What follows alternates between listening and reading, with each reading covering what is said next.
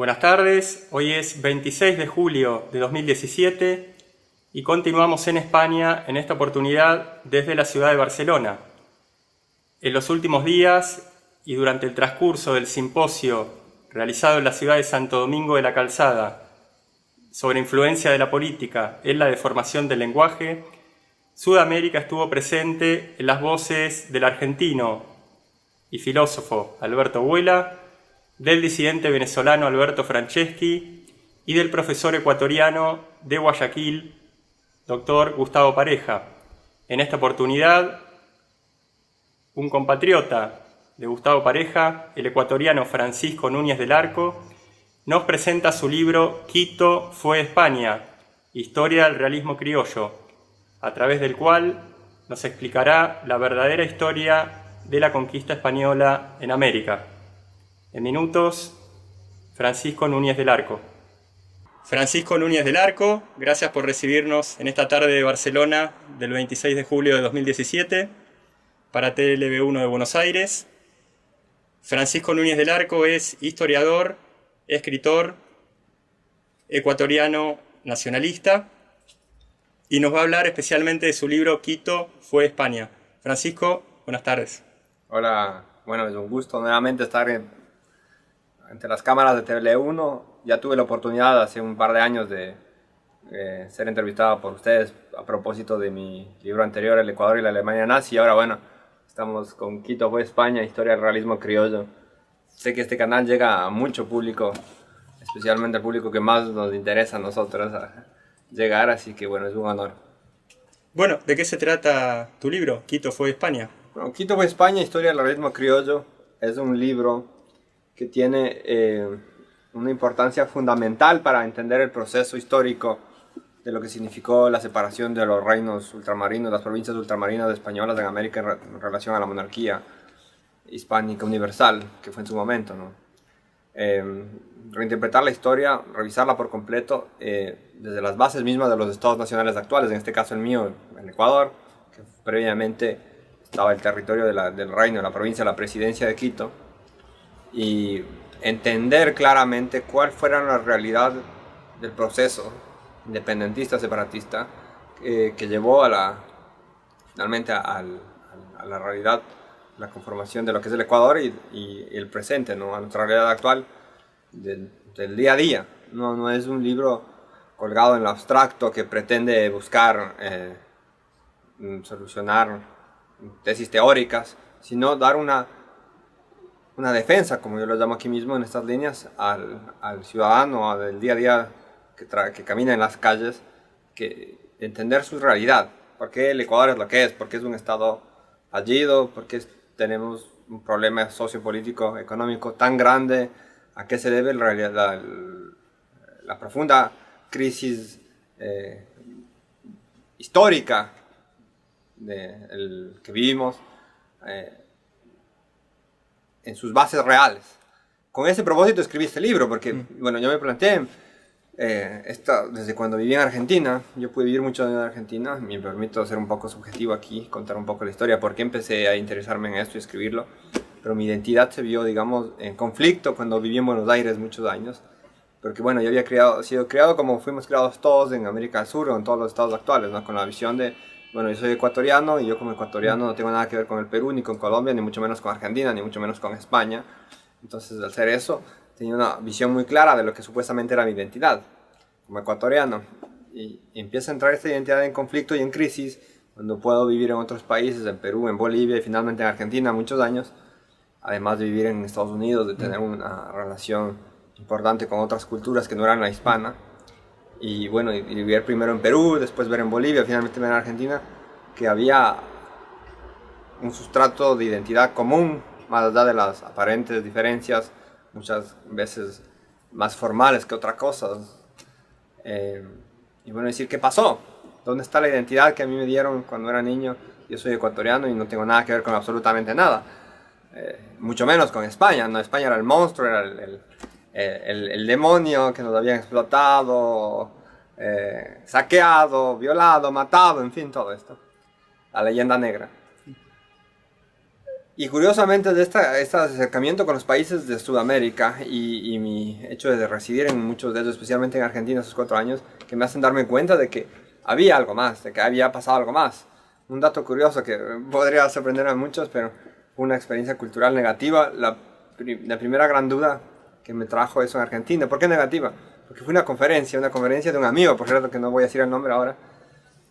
Y me sorprendió, la conferencia estaba dada a las 7 de la noche en un lugar del centro de Buenos Aires.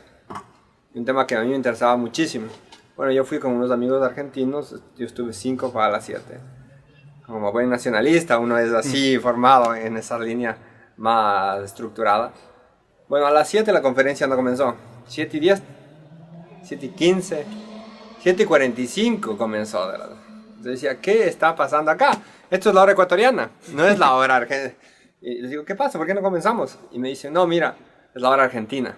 Pero, ¿qué es esto? Y a partir de eso, decía, hasta en lo negativo hay similitudes, ¿no? Y ni hablar de otros temas muy positivos. En lo positivo tenemos muchísimo que ver.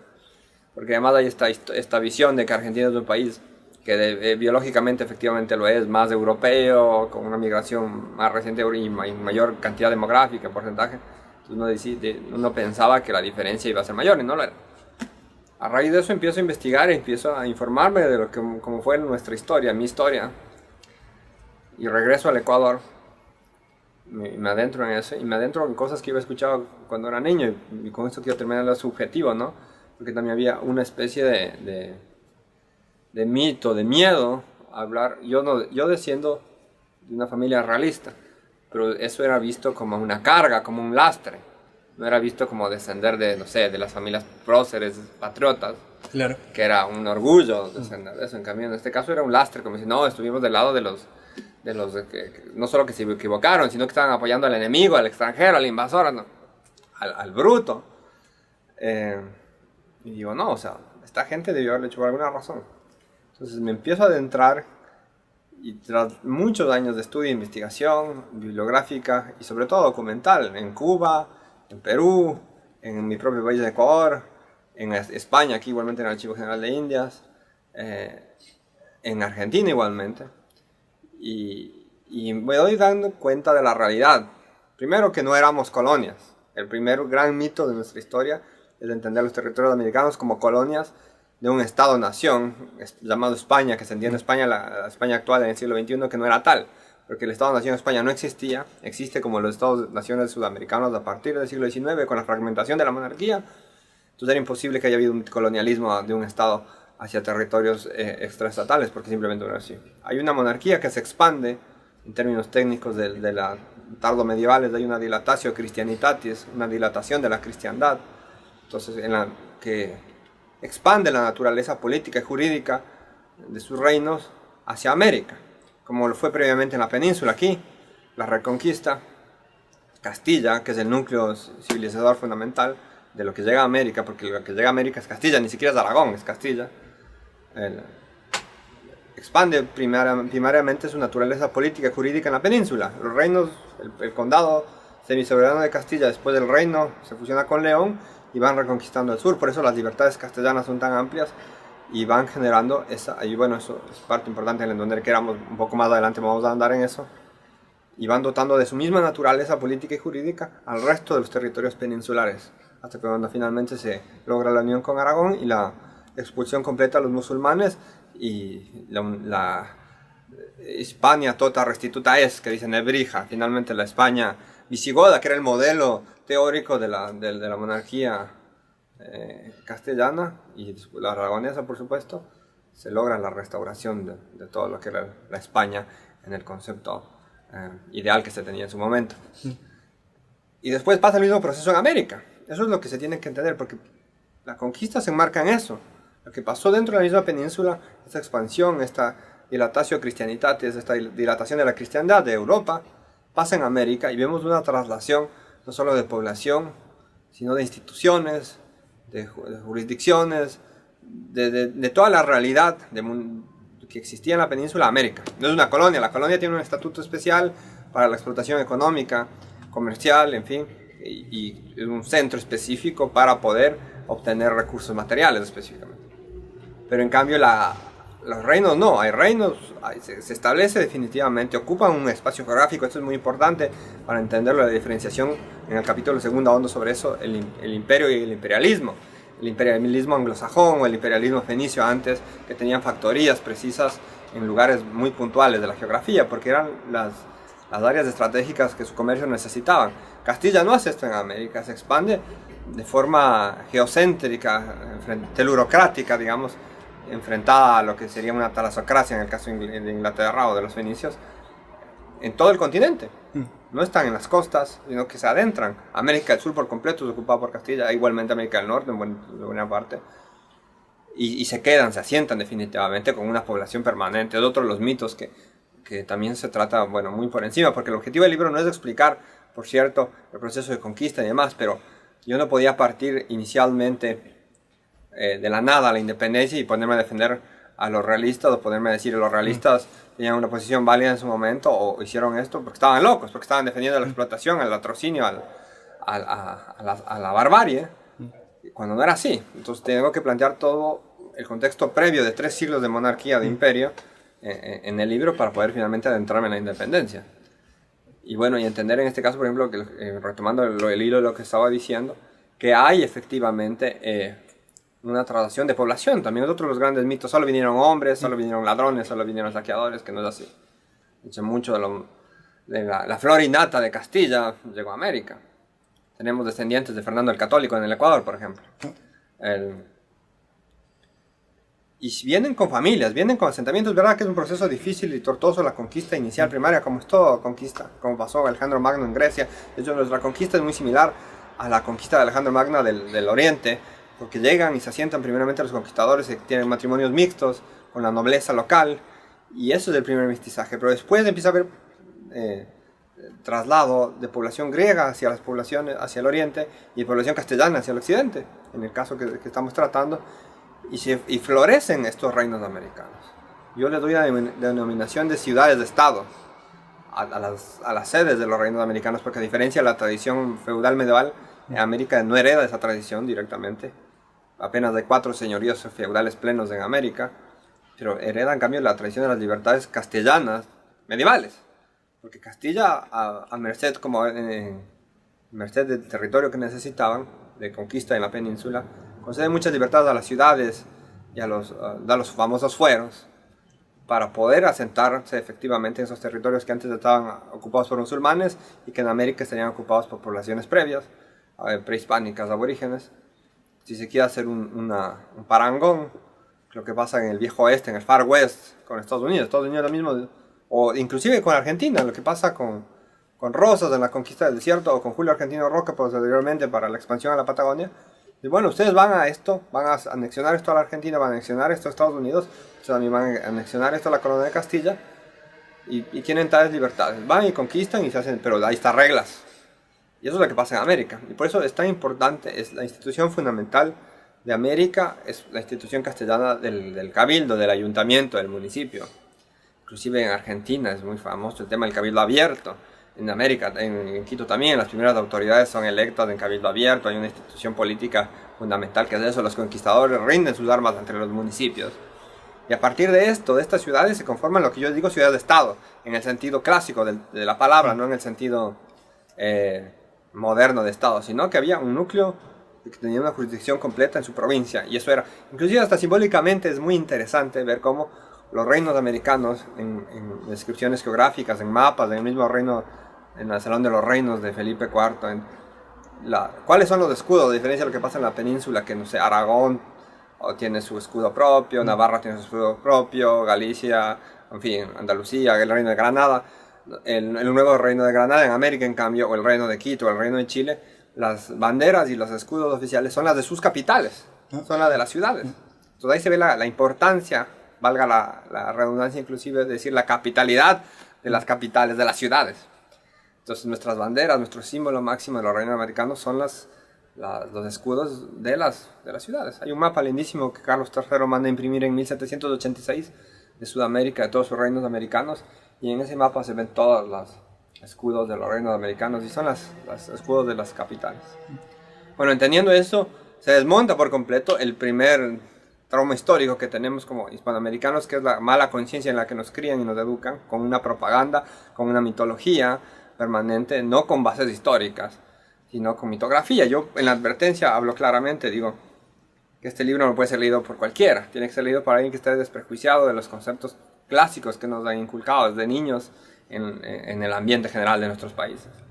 Entonces, cuando uno entiende que no fuimos colonia, sino que fuimos parte de una monarquía efectiva, de un imperio, no de un imperialismo, las cosas cambian por completo.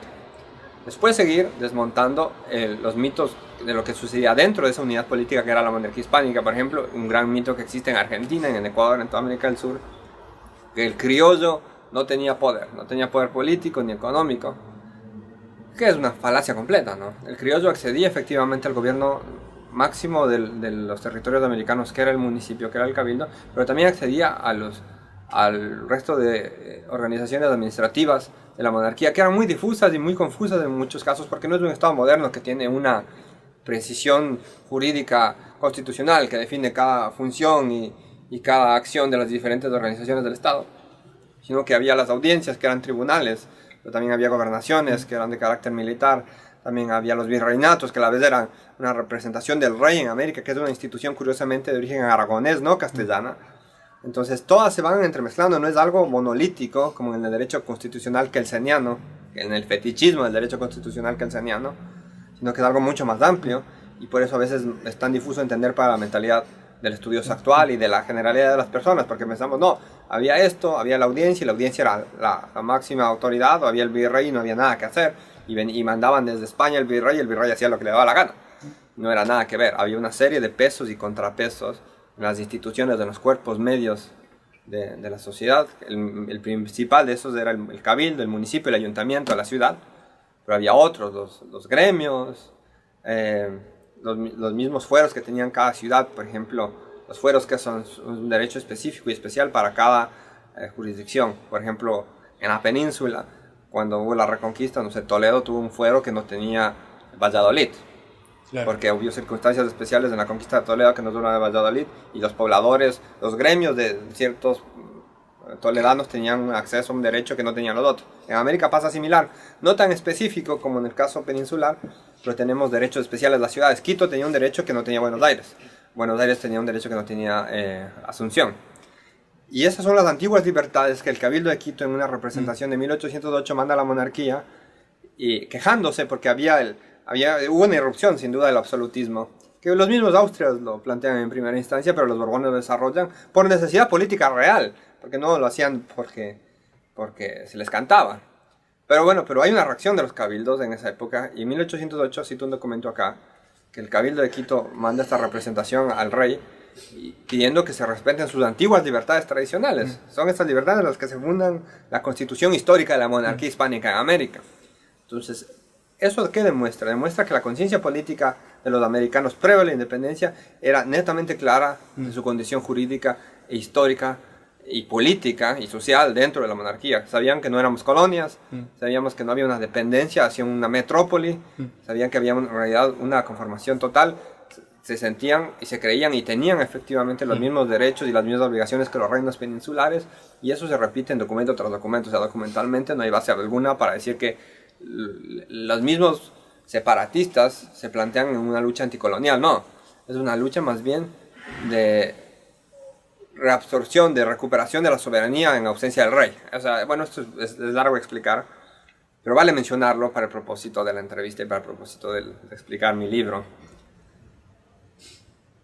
Con todo esto en la mano, ir viendo cómo había efectivamente, además del poder del acceso local a los municipios de los criollos, además del poder económico, por supuesto, que efectivamente lo tenían. En América casi no hubo población peninsular en cargos militares, en cargos políticos, efectivamente, durante los 3 siglos. La misma población criolla fue la que se organizó y tomó poder de eso. Ahí pongo casos particulares curiosos, como, no sé, había la guardia del virrey del Perú, que era custodiada por criollos. Entonces, como un ocupador extranjero podía estar supuestamente con una población oprimida, estar protegida por la misma población oprimida. Y a partir de eso también demostrar la plena participación de las élites locales en la élite imperial. Un capítulo se llama efectivamente Quiteños al servicio del Imperio Español, demostrar con casos muy específicos, porque no puedo abarcar todos por un tema de estudio y de espacio, cómo había quiteños que ocuparon altísimas posiciones y cargos de la monarquía, desde virreyes, un virrey, ahora que estamos en Barcelona, mencionarlo, un virrey quiteño de Cataluña, en América mismo el virrey de Nueva España, un capitán y gobernador del Río de la Plata, de muchos lugares de América. Hay un mapa que incluyo aquí, que es curiosamente los quiteños gobernaron mayor territorio que nunca en su historia durante la monarquía hispánica, que efectivamente cuando nos independizamos y fuimos un país soberano, que teníamos el territorio en un territorio mucho más pequeño y que ni siquiera en realidad estaba gobernado por quienes decían ser los gobernantes, ¿no? Perdón, sí. No, entonces un poco tu investigación reafirma la cuestión de que hay un mito, que es el habitante de las colonias americanas como súbdito o ciudadano de segunda categoría, y otro mito que es el del espacio de la colonia americana usado exclusivamente como lugar para la expoliación, para retirar plata, sí, para con la plata financiar las guerras europeas. por supuesto. Entonces, puede ser que sean los dos pilares principales, o al menos uno de los dos principales. Son los dos principales, efectivamente, sí, para brindar el contexto de los 3 siglos de monarquía hispánica en 5 continentes. La monarquía universal hispánica en términos históricos, porque era universal, abarcaba todo el planeta. Porque sin eso no podemos llegar a la independencia, no podemos entender por qué hay una reacción general de la población a favor de la monarquía, a favor del rey, en contra de lo que estaban promulgando personajes como Bolívar y San Martín, y decir, bueno, esta gente estaba loca, o sea, están siendo explotados y encima les gusta que los exploten y están defendiendo esa explotación. O sea, de otra manera sería inexplicable entender eso, ¿no? Todas las garantías que tenían durante la monarquía y todo lo que perdieron después de eso. Entonces sí, son estos dos pilares que me tomé el trabajo de demostrarlos documentadamente, con casos como los que mencionaba, pero también estudiando, por ejemplo, los corregimientos. El corregimiento era la antigua gobernación de las ciudades y sus jurisdicciones. Comprobar en casos como el de Riobamba en Ecuador, que en el siglo XVI había, no sé, un porcentaje mayoritario de criollos de otras partes de América que habían gobernado esa ciudad. Entonces eso te desmonta absolutamente todo, porque si la explotación era exclusivamente desde la península o era con propósitos colonialistas de expoliación, ¿qué hace esta gente del propio continente y las propias tierras participando en esto, no? ¿A dónde se iba todo eso? O sea, se desmonta por completo. Claro. ¿Podrías hacernos un breve recuento de los diferentes órdenes políticos administrativos por los que pasó el gobierno de España en América? Claro, por supuesto. O sea, bueno, está la base de la conquista, es la expansión de la naturaleza jurídica que es y política y social de los reinos medievales, del reino medieval castellano América, que es la Dilatatio Christianitatis. Pero ni bien se produce la conquista y se empieza a hacer más complejo eso por algunas razones. Primero por las capitulaciones con Colón. Colón efectivamente tiene un poder especial sobre América en las primeras capitulaciones, que después los reyes católicos, previendo que podía convertirse en un feudo personal de América, todos estos territorios, tienen el acierto de revocar eso y dar otro tipo de cláusulas para el gobierno de América.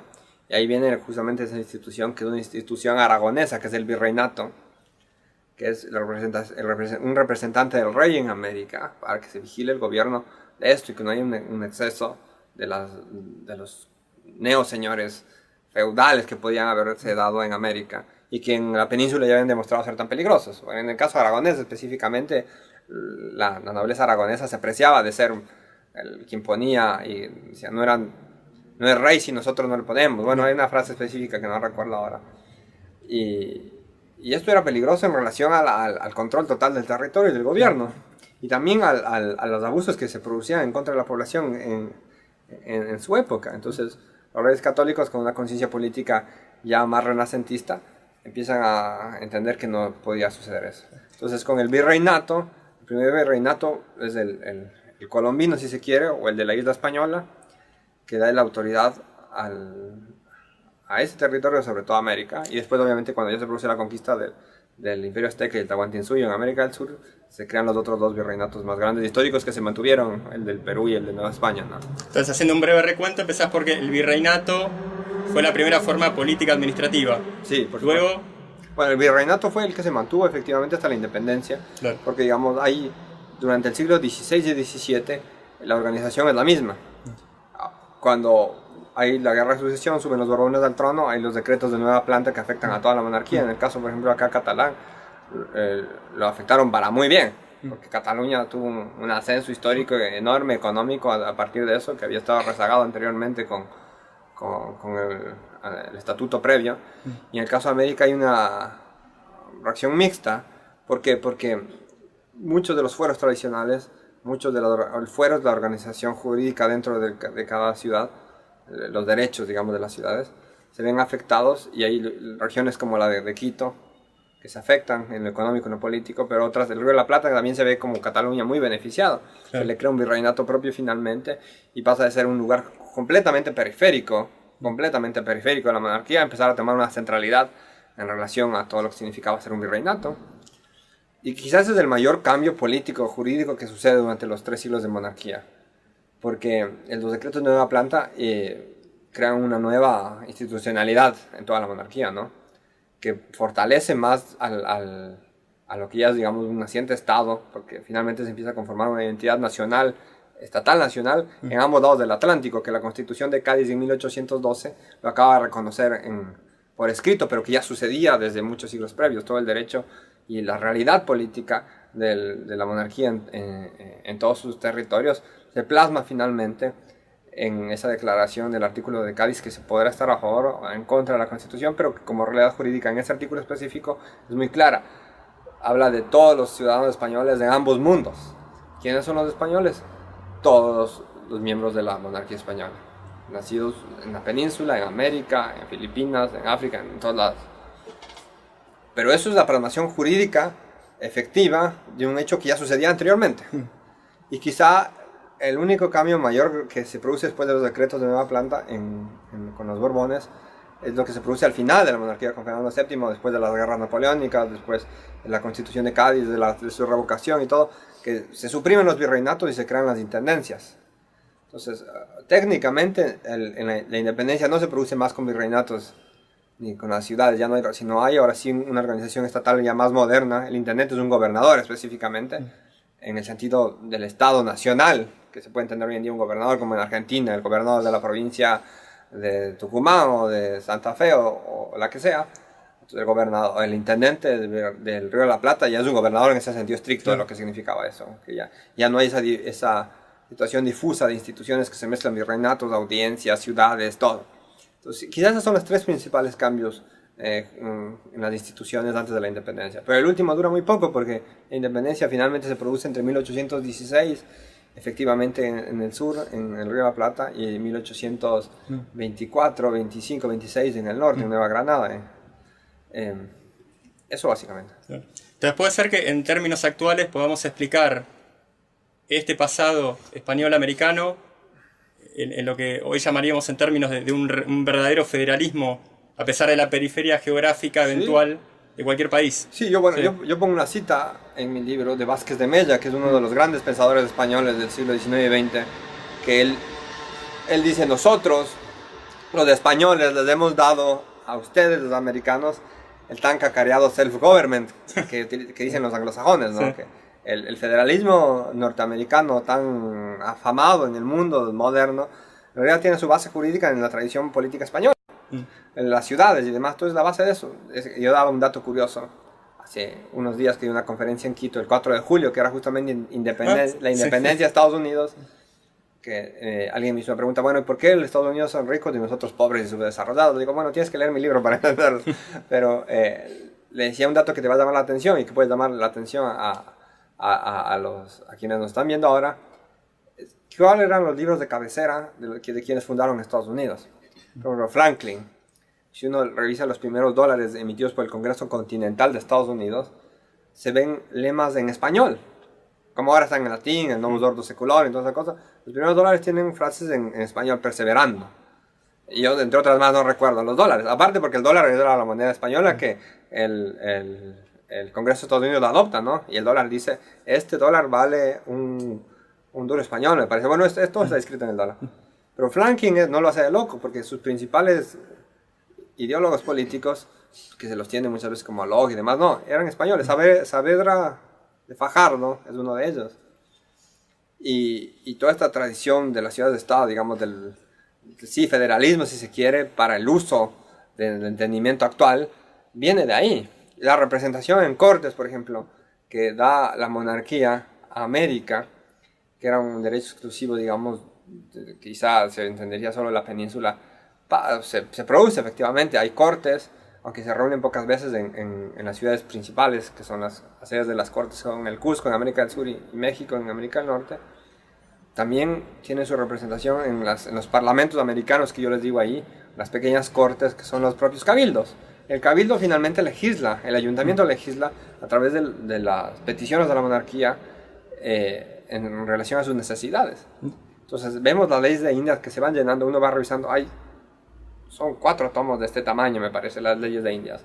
Cuando uno lee las leyes de Indias con conciencia, se da cuenta que esa legislación muchas veces viene desde la monarquía por la necesidad de, obviamente, regular los territorios de los reinos americanos, pero la mayoría son las propias ciudades que hacen peticiones a la monarquía y la monarquía las concede. Claro. Entonces son ciudades que están legislando, son cortes que efectivamente están teniendo decisión política sobre su propio territorio.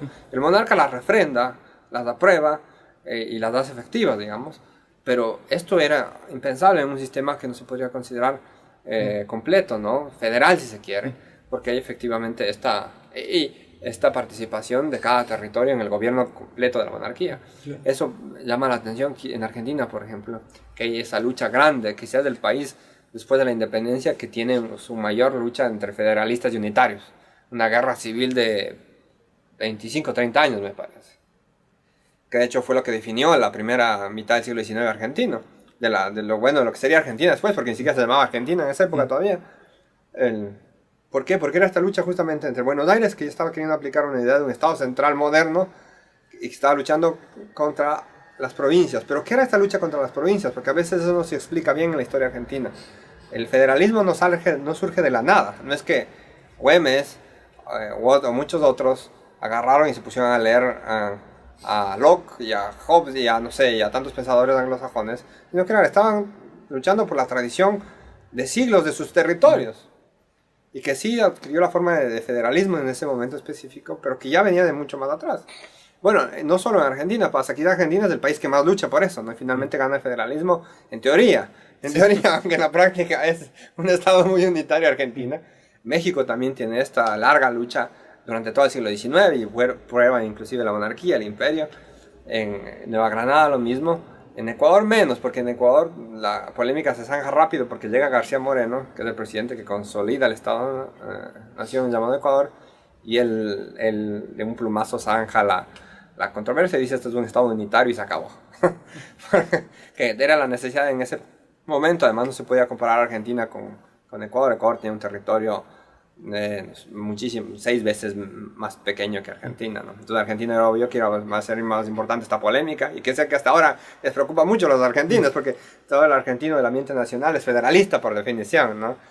Y esto tiene esas bases ahí. Es curiosamente que muchas veces inclusive la concepción del cabildo, muchos nacionalistas argentinos han tomado como su lema cabildo, y es en base a esto, el cabildo, la decisión del cabildo propia sobre sus territorios, sobre sus ciudades, sobre ellos mismos, ¿no? Entonces es interesante llegar hasta el origen propio de todo esto, porque lamentablemente en Argentina, como en el resto de países de América hispana, de América del Sur, solo vamos hasta medio camino y pensamos que esto comienza en 1808, 1809, con las declaraciones de las juntas. Y no es así, las juntas también tienen una tradición. ¿Por qué se produce la junta? ¿Por qué se producen las guerras de independencia? Y quizás es la mayor prueba de la autonomía, del federalismo que existía en América. ¿Cómo es posible que una ciudad como Quito tiene una ciudad vecina a pocos decenas de kilómetros y hacen una junta, y la ciudad vecina también hace una junta, como hicieron juntas Buenos Aires y Montevideo y muchas otras ciudades, y como no están de acuerdo porque la una está a favor de mantenerse con el rey y las otras tienen sus planes propios, se declaran la guerra entre ellas? Y las guerras de independencia de América del Sur muchas veces son guerras entre ciudades. Es una locura que en Estados Unidos no se podría entender. En Estados Unidos hay un Congreso Continental que declara la independencia conjunta de todo el territorio americano, pero en el caso está la Junta de Buenos Aires, la Junta de Montevideo, la Junta de Quito, y cada una resume la soberanía para ellos, pero es en base a lo que la misma monarquía creó en América, no es en base que salió de la nada. Y es lo curioso que uno lee los textos de esa época de los autonomistas, los separatistas, y ellos a quienes apelan para sus primeras elucubraciones. es a los propios pensadores medievales castellanos. Estos son nuestros derechos, lo estamos resumiendo, en fin. Entonces es interesantísimo ver cómo surge ahí todo este tema, el que después en América nos costó tanta sangre, tanto tiempo, tanto dinero para la organización de nuestros estados en el siglo XIX, ¿no?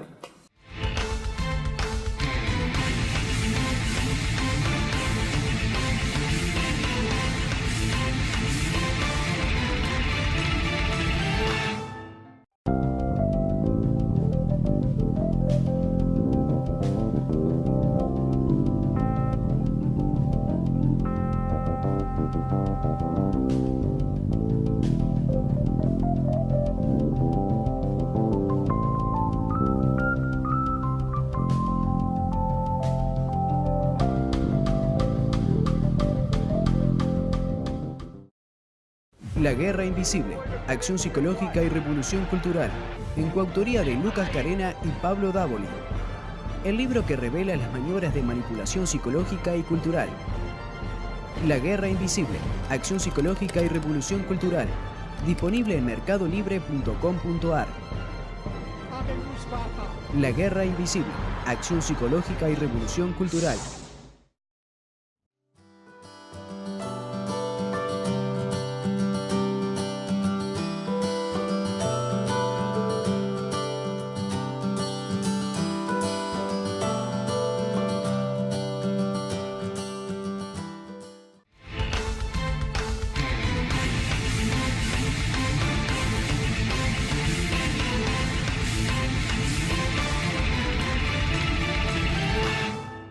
Yo ahora te haría una pequeña secuencia de preguntas para ir orientándonos con mucha delicadeza, sí, por supuesto, a derribarle los mitos a las personas acerca del supuesto clamor a favor de la independencia.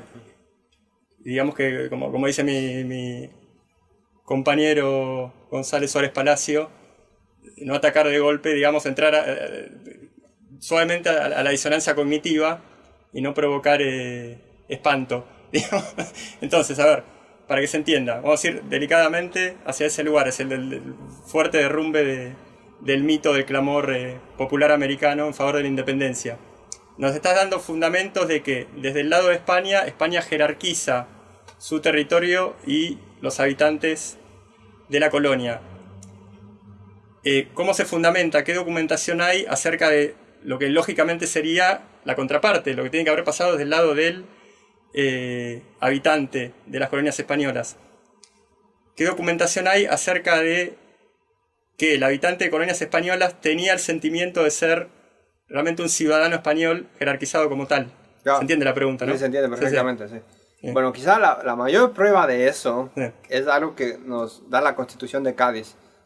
Que la Constitución de Cádiz se podrá estar, repito, de acuerdo o no, pero efectivamente es un instrumento político que llama a elecciones en el periodo entre 1802 y 1814 en toda la monarquía. Llama a elecciones directas, son las primeras elecciones directas de la historia de todos los pueblos hispanos. Y nuevamente se podrá estar o no de acuerdo con estas elecciones, pero efectivamente suceden. Y es un llamamiento a los españoles de América. Y en estas elecciones todos los reinos americanos, no las colonias, bueno, reiteremos, los reinos de las provincias americanas, no las colonias, eligen sus representantes y los mandan como españoles. Entonces, ¿qué mayor hecho demostrativo de la conciencia política, histórica y social de que ser españoles, de que se participa activamente en esta elección de diputados a cortes, se los elige y se los manda a las cortes?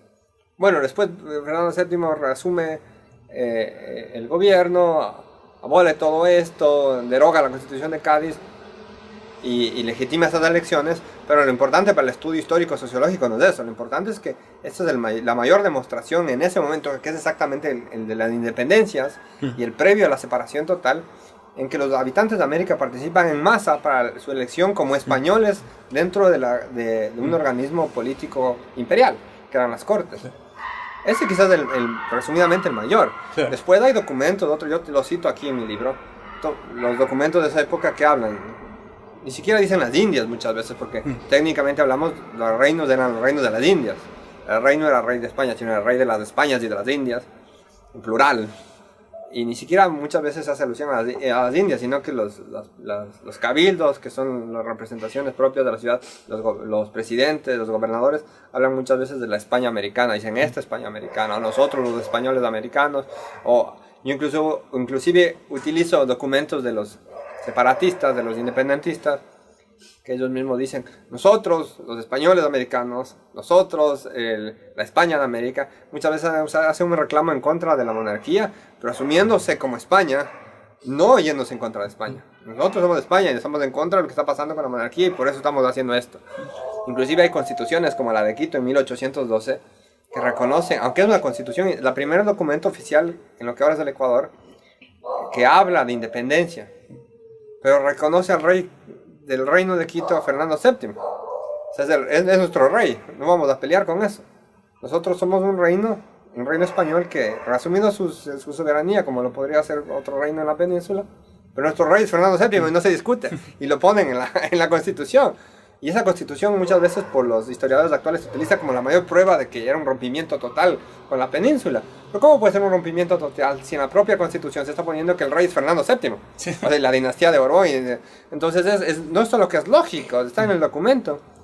Y además cito fuentes de otros historiadores que no revisan la independencia, pero concuerdan conmigo en la percepción de los americanos de ese momento como españoles.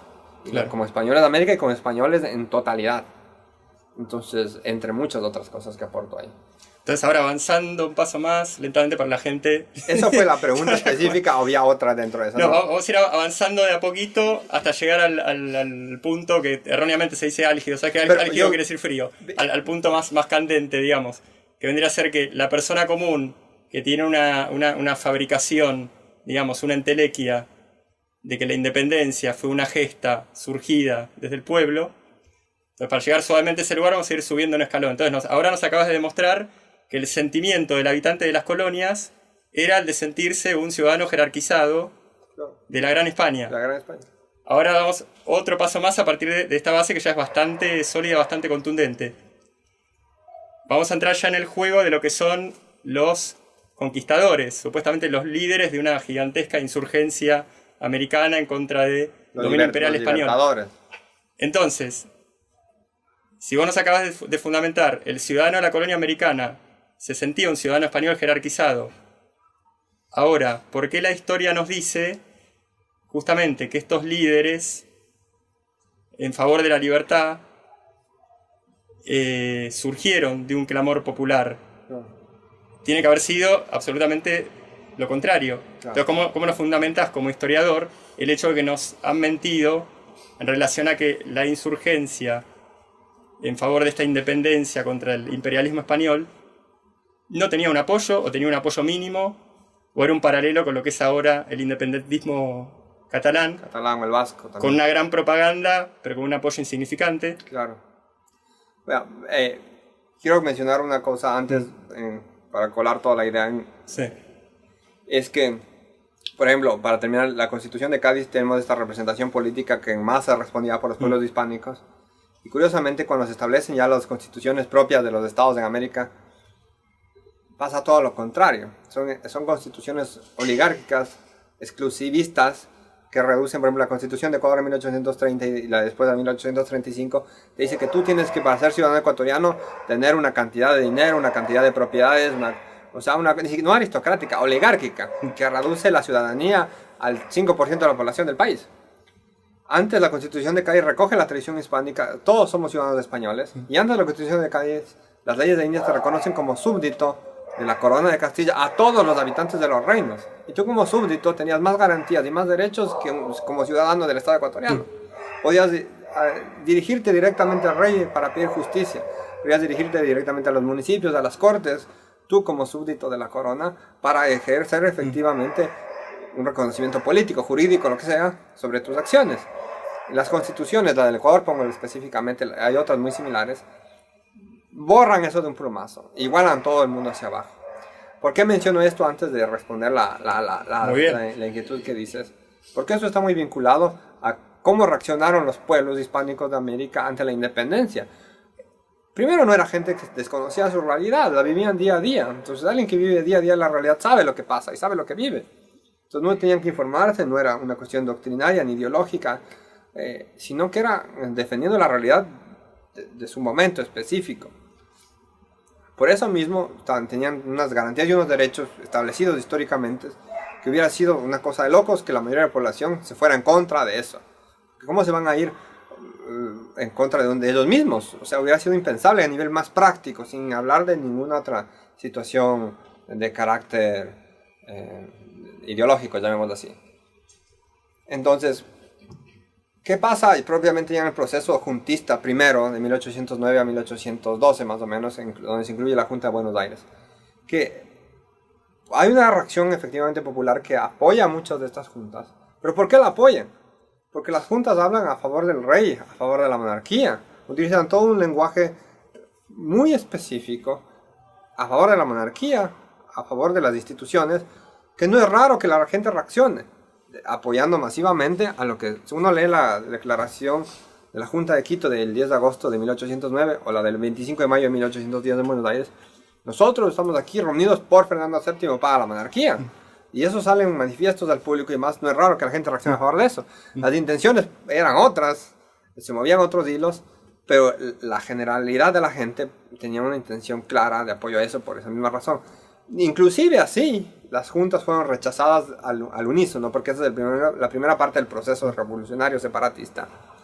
Porque la gente no estaba acostumbrada, era la primera vez en la historia, de 3 siglos de monarquía, de españoles en América, no de argentinos, ni de ecuatorianos, ni de colombianos, que no existían esas nacionalidades, sino españoles de América, que tenían una crisis interna tan grave a partir de la invasión de Napoleón a la península. Entonces, ahí es una novedad completa que haya una junta, y que la junta diga con validez que ellos estaban resumiendo la soberanía, y que por lo tanto ellos estaban defendiendo al rey y a la monarquía. Entonces la reacción en general fue desfavorable, porque la gente no estaba informada de que se podía hacer eso. Claro. Y temían con razón que podía ser un pretexto para una división, como efectivamente fue más adelante. Y era efectivamente por el conocimiento de la realidad del día a día que esto sucedió. Ahora, esta es la primera parte del proceso separatista, independentista en América.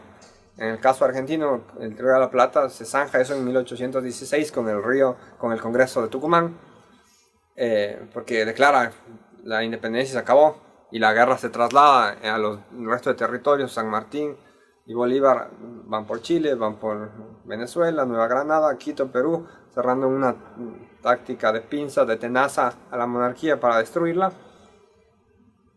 para acabar con la fidelidad que quedaba. Pero no es que en el Río de la Plata dejó de haber fidelidad y no hubo apoyo, o no es que en Venezuela o en Nueva Granada no hubo apoyo. Uno lee los documentos, y es lo que yo cito acá, y voy a referirme a los documentos antes de cerrar la pregunta propiamente.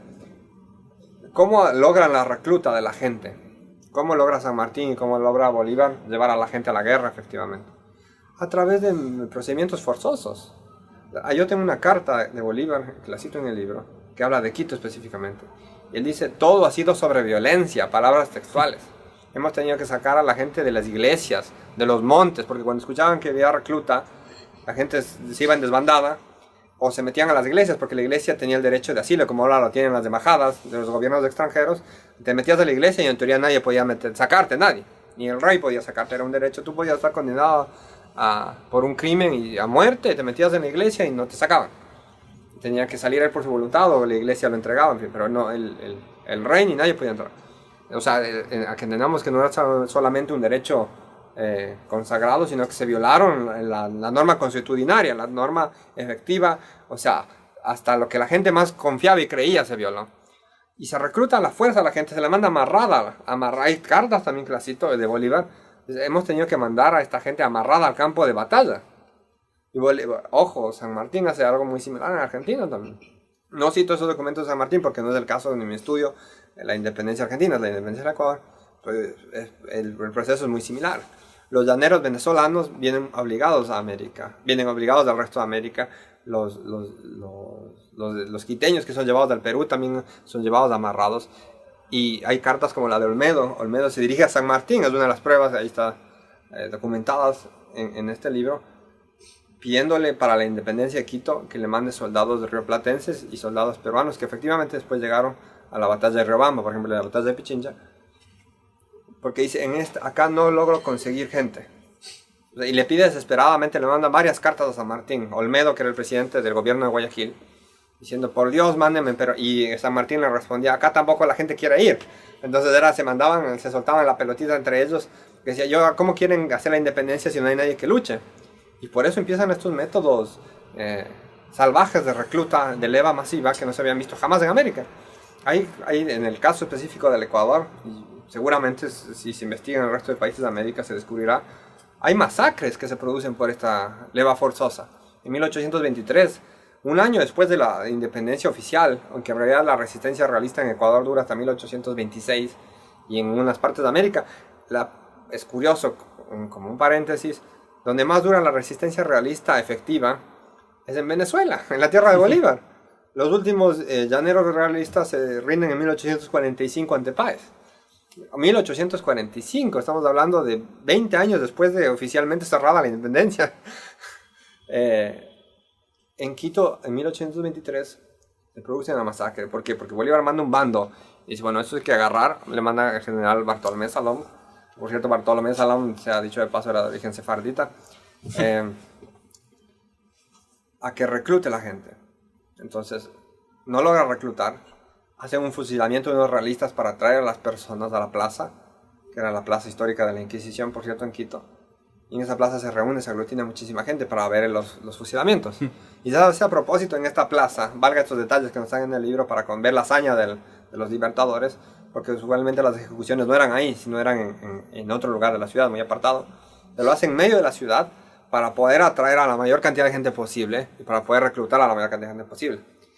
Fusilan a estos realistas, que de hecho eran 4, me parece, y 2 de estos eran realistas criollos. Y después del fusilamiento se da la orden de cerrar el perímetro de la plaza y las calles de la que estaban repletas de gente para ver los fusilamientos. Y se da la voz de la leva. Entonces los hombres sobre todo se dan cuenta que era leva masiva forzada y se produce una estampida. Y los soldados bolivarianos empiezan a caerles a sablazos a la población para que no huya. Entonces, entre los muertos por sablazos y la estampida, no sabemos bien cifras porque no las recogieron, pero se produjo una masacre espantosa, que murieron hasta bebés en esa fecha. ¿Por qué le hago tanto énfasis en esta matanza? Porque esos eran los métodos que se utilizaban para reclutar a la gente para ir a la guerra.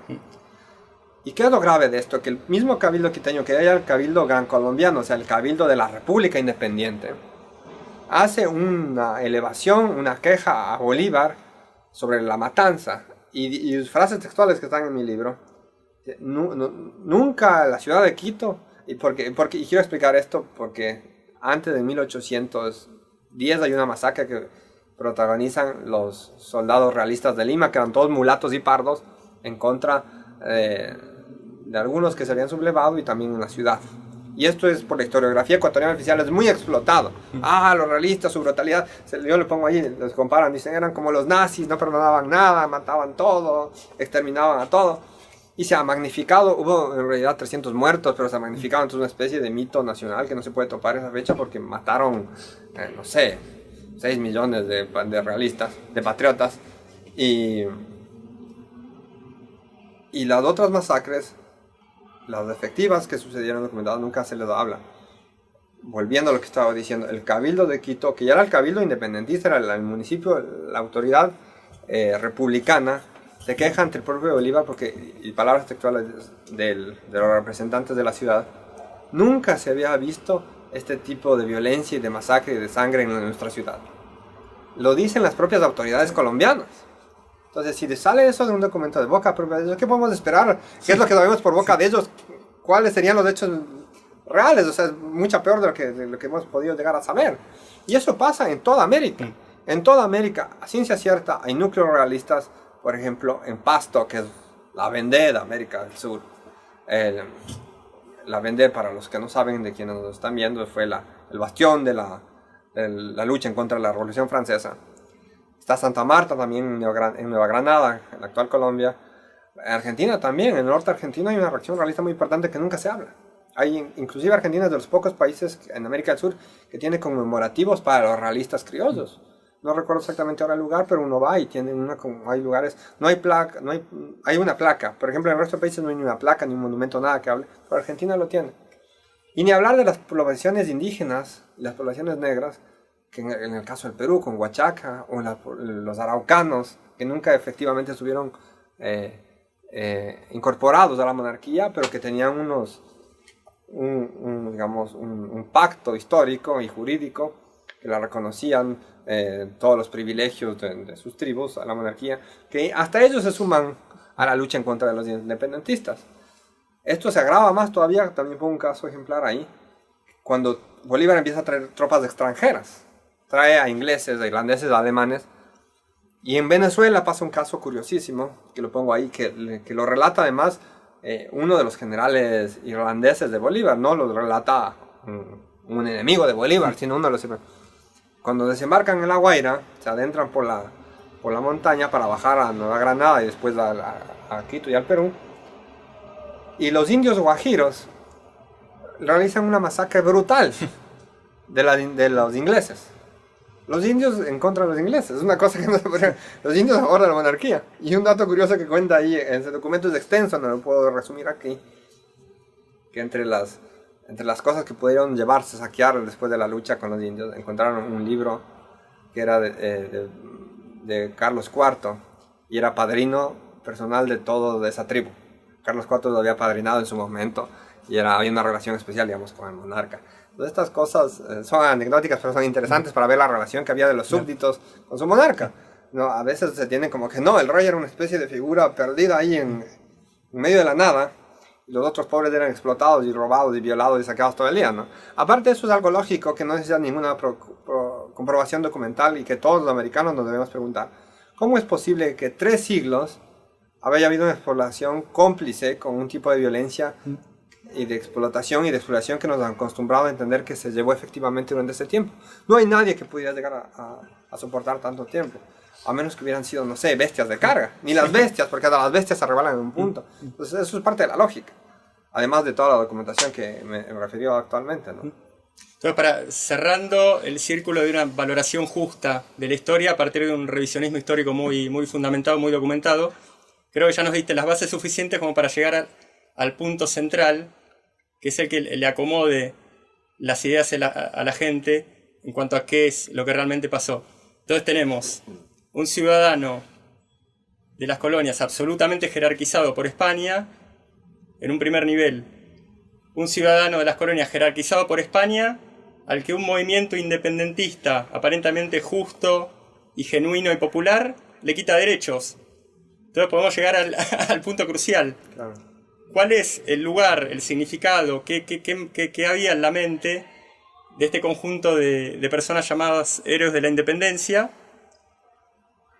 para terminar de cerrar un proceso negativo en contra de España, cortando totalmente el núcleo con España, sobre un conjunto de ciudadanos que se sentían jerarquizados y a los cuales ellos, en el comienzo del proceso independentista, comenzaban a quitarle derechos?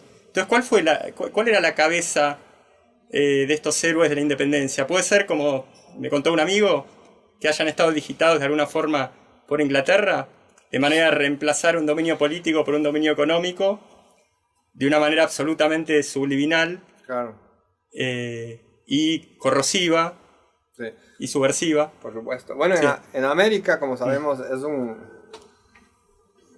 es un suicidio en muchos sentidos tocar a ciertos personajes. Claro, por que eso han te si- decía, vamos de a que han poquito, porque la gente si no se puede... que han sido mitificados, canonizados, Sí.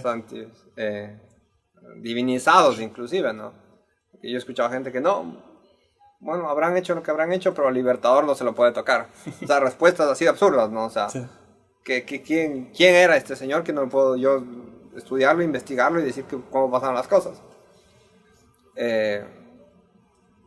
Primero, reiterarlo, tenerlo muy claro: la independencia no fue un movimiento popular, no estuvo apoyado por la mayoría de la población americana, tuvo un respaldo muy minoritario, fue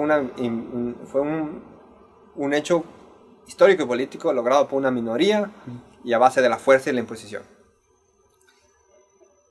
Segundo, ¿cuáles eran los objetivos reales de esta gente que hubo detrás. Y hay que diferenciar eso sí, con cuidado, los procesos políticos que se producen durante toda la independencia. ¿No? Una cosa son las juntas que surgen en 1808, 1809, 1810 en América del Sur, que tienen unas intenciones específicas, y otras son ya propiamente los libertadores, San Martín y Bolívar y todos sus acólitos a lo largo de 1819 en adelante.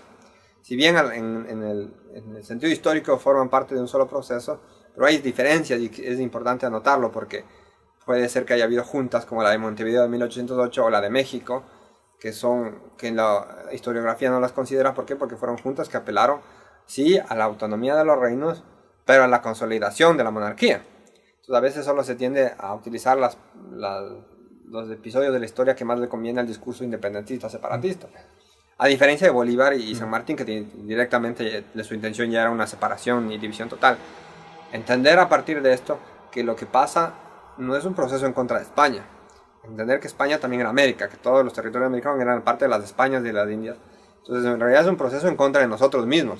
No es en contra de la España peninsular, ni del español sentado hoy en día en el siglo XXI en su laptop en Barcelona, ni del rey, ni contra eso. También mismo, por supuesto, se van a ver afectados y muy afectados con la independencia, pero principalmente es un proceso en contra de los propios territorios americanos. No solo nos separamos de la península y de sus territorios, sino que nos separamos entre nosotros. Nos dividimos, nos fraccionamos, nos fragmentamos y nos atomizamos. Está el famoso concepto de la balcanización de los territorios de América, pero está mal dicho, porque en realidad es la latinoamericanización de los Balcanes, porque la balcanización se produce después de la Primera Guerra Mundial, en el siglo XX. Esto se sucede un siglo antes, la separación de los territorios, y ya lo más grave de la separación, la atomización. Pasamos de tener el virreinato del Río de la Plata, o el virreinato de Nueva Granada, que abarcaban el de Nueva Granada abarcaba el actual territorio de Panamá, Colombia, Venezuela y Ecuador, además con mucho territorio en el actual Brasil, que también Brasil ganó después mucho la independencia, o el Río de la Plata, que es la actual Argentina, Chile, una parte de Chile, bueno, los chilenos no les gusta aceptar, pero Chile efectivamente era parte del virreinato del Río de la Plata, Bolivia, Paraguay, Uruguay y una parte importante del sur del Brasil, a tener, digamos, o el virreinato de Nueva España, este espacio, estos grandes espacios geográficos, geopolíticos. El de Nueva España peor, era inmenso, era toda Centroamérica, desde Costa Rica hasta la mitad de Estados Unidos. A decir, bueno, tenemos ya una independencia finalmente, al menos tratemos de conservar esta unidad. Pero, ni siquiera de esos. Los libertadores van independizando a propósito y separando a propósito región por región, lugar por lugar, para hacerlo más pequeño y lo más ingobernable posible a los territorios. ¿Por qué? Está la famosa máxima diplomática inglesa, que es una máxima efectiva diplomática inglesa que se les enseña a los diplomáticos ingleses hasta el día de hoy, el divide et impera, divide y reinarás. Nosotros nos dividieron para ser más fácil gobernados y explotados desde nuestra metrópoli Londres, la City londinense, porque pasamos de ser parte de una monarquía a estar efectivamente anexionados a un imperio financiero internacional. Esta fragmentación demencial no podía más que ocasionar nuestra ruina, no podía más que ocasionar nuestro desastre histórico, político y social en todos los sentidos. Porque solo juntos habíamos logrado conseguir la posición en el mundo que tuvimos en su momento. Separados era inviable cualquier situación superior a nivel político internacional. Por ejemplo, Quito, reiterando en el caso específico de mi país, que es el Ecuador, había dado ministros, intelectuales, asesores, gente que había gobernado en América, en Europa, embajadores en el Sacro Imperio, fundadores científicos de acá, de reales gabinetes y muchas otras cosas.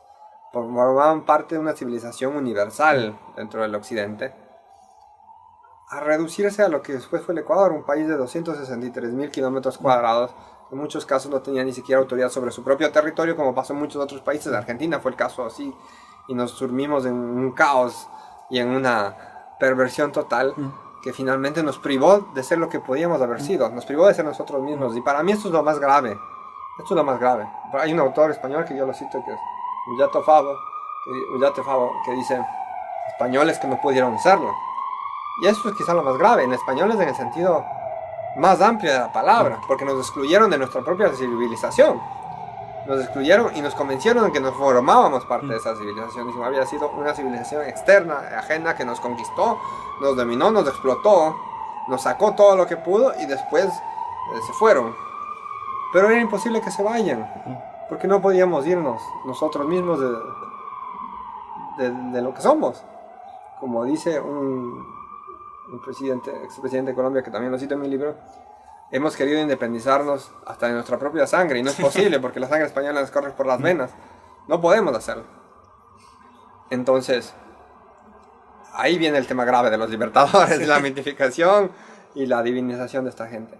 Bueno, eso se explica en la base a los mitos fundadores de los estados americanos, ¿no? Tenía que haber un trabajo de zapa efectivo, ideológico, de consolidar la imagen de explotación, de saqueo, para después con eso justificar la erección de los estados nuevos al servicio del imperialismo británico financiero, y de esa manera utilizar a estas figuras míticas que son los libertadores para consolidar esos estados, porque de otra manera no se hubieran podido consolidar nunca.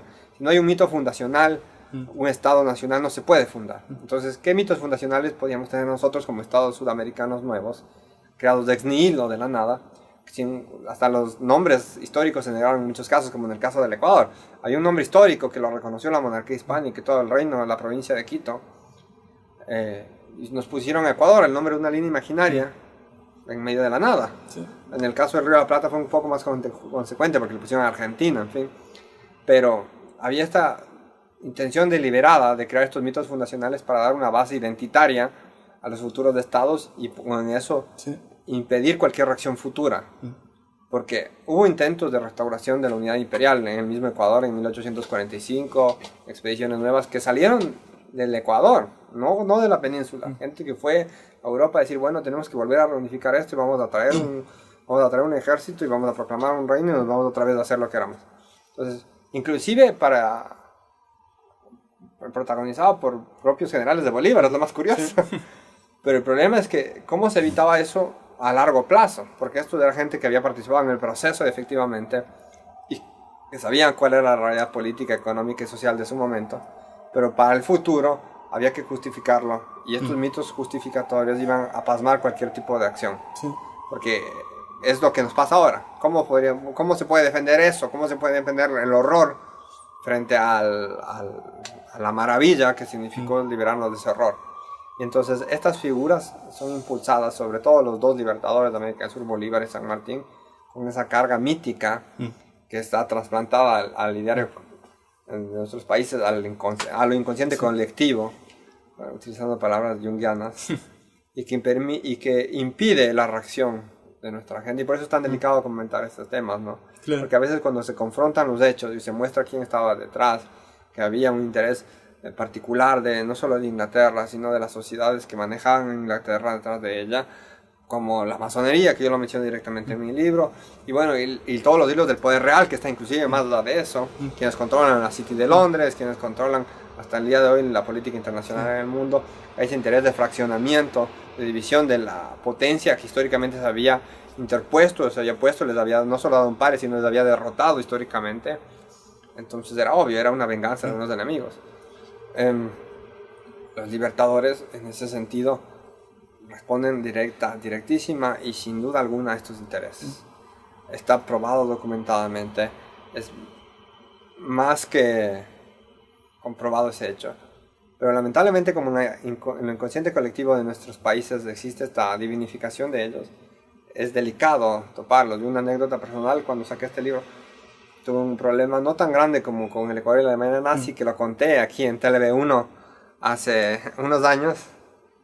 No me persiguieron ni mucho menos por pero un asambleísta, o sea, un diputado del Congreso de la Asamblea Nacional Ecuatoriana, estaba pidiendo que me quiten la nacionalidad ecuatoriana, que me la retiren.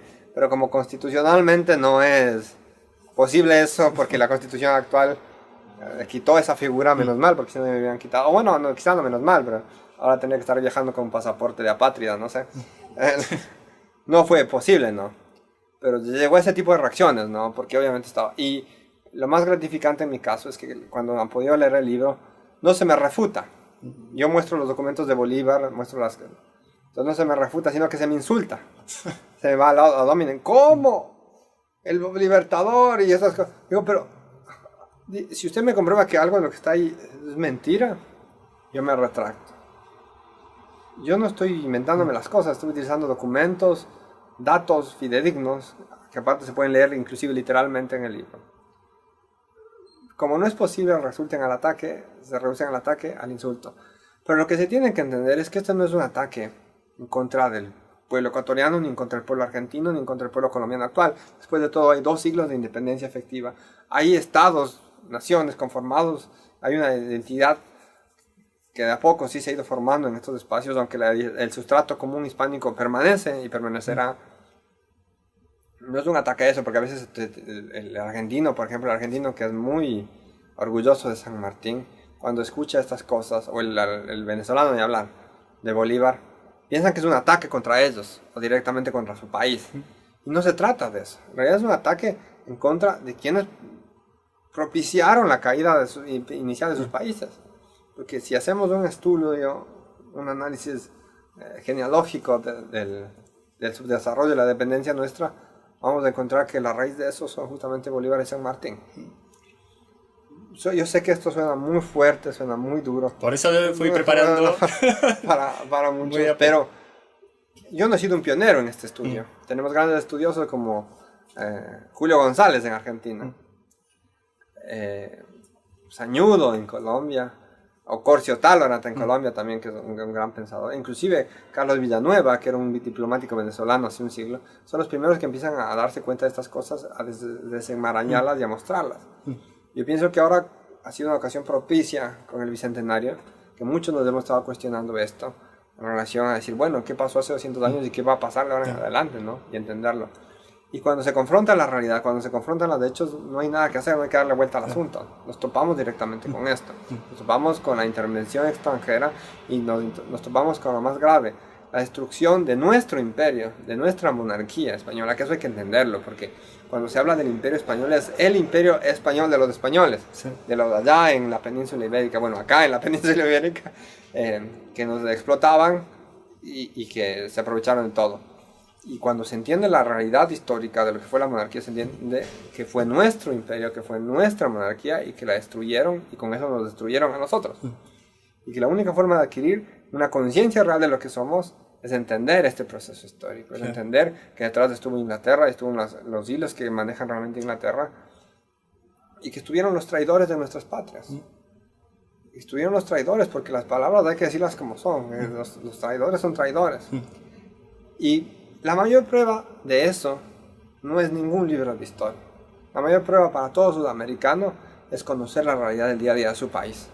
Preguntarse por qué, a qué debemos la involución y el subdesarrollo en el que vivimos día a día. Porque nosotros, todos los sudamericanos, sabemos cómo es del Ecuador. Yo sé cómo es del Ecuador, sé cómo es de Argentina porque vivo ahí. Los argentinos saben cómo es de Argentina. Los venezolanos saben cómo es Venezuela. Los colombianos saben cómo es Colombia.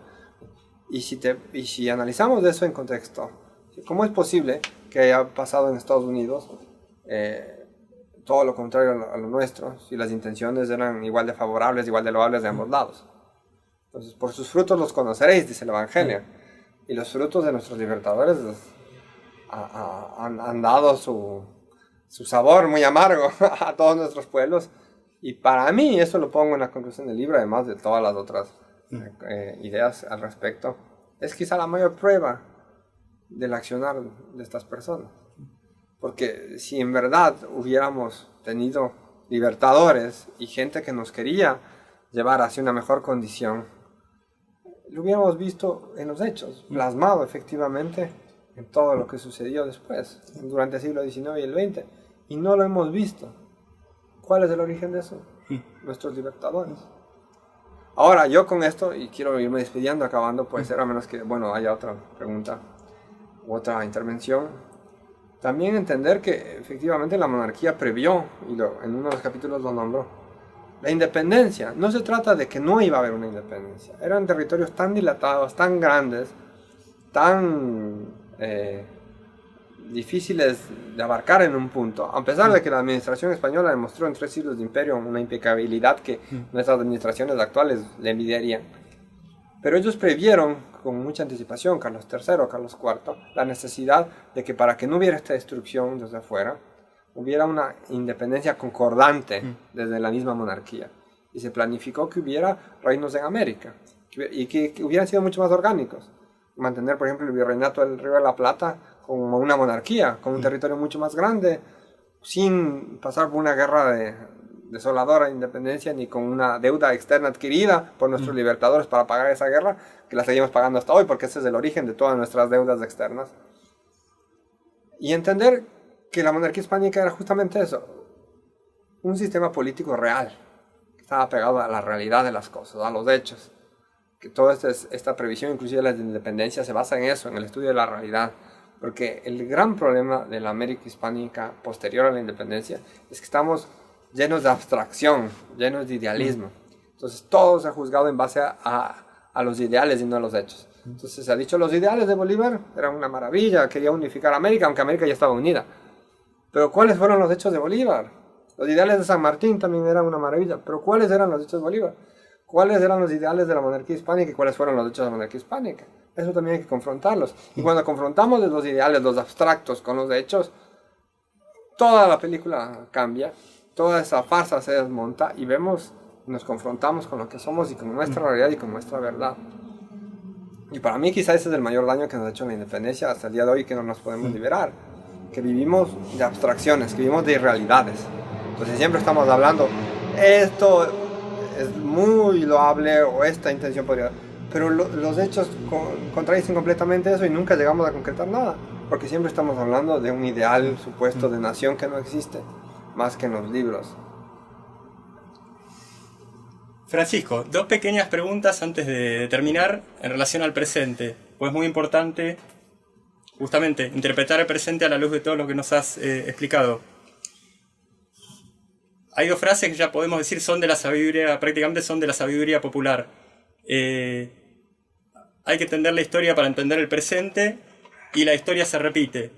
Entonces, llevando todo esto a que estamos en España y España viviendo un proceso especial en Cataluña, puede ser que este proceso separatista catalán no sea un eco de este pasado absolutamente deformado por la historia, donde hubo un proceso independentista en donde a la gente se le intimidaba para que sea revolucionaria, y a la vez un proceso separatista que era más lo que hoy llamaríamos una guerra psicológica que una inquietud real popular. Claro. No estamos viendo un eco del pasado ahora mismo, y estamos en la ciudad de Barcelona, en Cataluña, en relación a este independentismo. Sí, yo veo muchas similitudes que me asustan, en el sentido de, por ejemplo, de que hay un discurso que se maneja en relación al catalanismo con el indigenismo, que fue la base para el discurso independentista, por ejemplo, basados en absurdos, ¿no? Es decir, que había, no sé, cosas que no existieron, y todo esto vinculado a un objetivo específico, que es la separación. La separación, ¿para qué y para quiénes? Habría que preguntarse, ¿no? Cataluña pasó de ser una región de las más españolistas y más tradicionalistas de toda la península ibérica hace un siglo, que no sé, en las guerras carlistas junto al País Vasco, curiosamente también otras regiones separatistas actualmente levantaron la bandera por el rey, los reinos, los fueros, la patria, y por España, por la unidad, a ser ahora una región que está buscando su separación, ¿no? ¿Cómo se explica eso si no hay un plan ideológico detrás que efectivamente llegue a la gente y la pueda lograr convencer de un propósito loable, al parecer? Ahora no se pueden utilizar las armas como era hace 2 siglos, porque la independencia se conseguía a través de los medios. Ahora es el convencimiento, los argumentos y la propaganda lo que funciona en este caso. Entonces sí, sin duda que hay una similitud, hay un parangón, hay un antecedente histórico clarísimo entre las independencias y los separatismos americanos con el separatismo catalán y con el separatismo vasco. Por ejemplo, el indigenismo y el catalanismo me han llamado la atención porque coinciden en muchísimos puntos, ¿no? Por ejemplo, hablar de no sé, los indigenistas en América nos dicen que España tiene la culpa de todos nuestros males. Y acá los catalanistas dicen exactamente lo mismo. España tiene la culpa de todos nuestros males. Entonces, se está creando un sentido de falta de responsabilidad. Bueno, aceptemos, en el caso americano, para no hablar de Cataluña, pero con la presente. Buenísimo, ya los españoles son España y los españoles, que somos nosotros, pero bueno, nos hicieron el peor daño posible, entonces ellos tienen la culpa de lo que somos. Pero señores, ya han pasado 2 siglos y seguimos con los mismos problemas. Y seguimos echándole la culpa 2 siglos después de una independencia bien lograda y todo lo que sea, a nuestra realidad actual. La culpa la tienen los reyes que mandaban a saquear el oro, pero no la tiene el presidente que yo lo elegí, no la tienen los diputados que yo voté, no la tiene mi acción de todos los días cuando veo la corrupción y no hago nada. Entonces es el catalanismo y el nacionalismo o el indigenismo sudamericano tiene mucha esa relación. Que aquí también España tiene la culpa, no Cataluña. Los catalanes como los ecuatorianos o como somos impolutos, no pasa nada, somos seres, y la culpa siempre es del otro. Yo eso lo pongo también en el libro, un análisis psicológico por ahí que algunas me han criticado que lo incluya en el libro, pero ha valido la pena ponerlo porque es entender que estas bases ideológicas llevan finalmente a la ruina de quienes las promueven, porque el separatismo y el independentismo de América finalmente se volvió en contra de sus propios creadores. Y eso es lo más grave, lo que no acaban de entender estas mismas personas. Piensan que a la larga van a obtener un beneficio que puede hacer que efectivamente lo consigan en un corto plazo, hasta en un mediano en el mejor de los casos, pero que a largo plazo definitivamente es desastroso para ellos mismos. Sí. Y que acaba yéndose en contra de sus creadores. Es un monstruo que vuelve en contra de ellos. Entonces, sin duda alguna en ese sentido es el parangón y el antecedente indiscutible. Y no es sorprendente que veamos ahora esta solidaridad, por ejemplo, entre bolivarianos y catalanistas, entre indigenistas y separatistas vascos, ¿no? Son muy amigos. Entonces ellos mismos con esto nos demuestran que lo ven como un precedente necesario, ¿no? Y sí, yo he visto mensajes de gente que sí, América es un ejemplo de esta lucha y no sé qué. Y a la vez los americanos sí, sigan adelante, catalanes, digo, firmes con esta lucha. Pero lo grave es que es ridículo, ¿no? Es ridículo porque no es posible, con esto termina, irnos y derrotarnos a nosotros mismos. Porque para hacer eso tendríamos que pegarnos un tiro y dejar de existir. Francisco Núñez del Arco, historiador ecuatoriano, revisionista, nos explicó la América Española, nos explicó los ecos de esa historia de la América Española en este presente de España, y nada menos que desde la misma ciudad de Barcelona. Francisco, muchas gracias. Gracias. Hasta luego. Francisco Núñez del Arco acaba de explicarnos extensamente, con documentación y detalle, la verdadera historia de la conquista española en América y de cómo una sucesión de intrigas políticas, interés económico, manipulación por parte de otras potencias y de falsificación de la realidad, posteriormente convertida en falsificación de la historia, disgregaron la presencia de España en América a través de un falso independentismo. Hacia el final de la nota nos explica cómo la historia se hace eco en el presente, intentando disgregar a España en su propio territorio por medio del independentismo catalán, también basado en intrigas políticas e interés económico. Sobre este tema, en el día de mañana, 27 de julio, y también desde la ciudad de Barcelona, entrevistaremos al escritor e investigador Josep Alsina, presidente de Somatemps, director de la revista Nil Obstat y una de las pocas voces disidentes contra el segregacionismo catalán. En los próximos días tendremos el placer de entrevistar al doctor Pedro Varela y de continuar con otros reportajes y conferencias. Esto ha sido todo por hoy y hasta el próximo encuentro.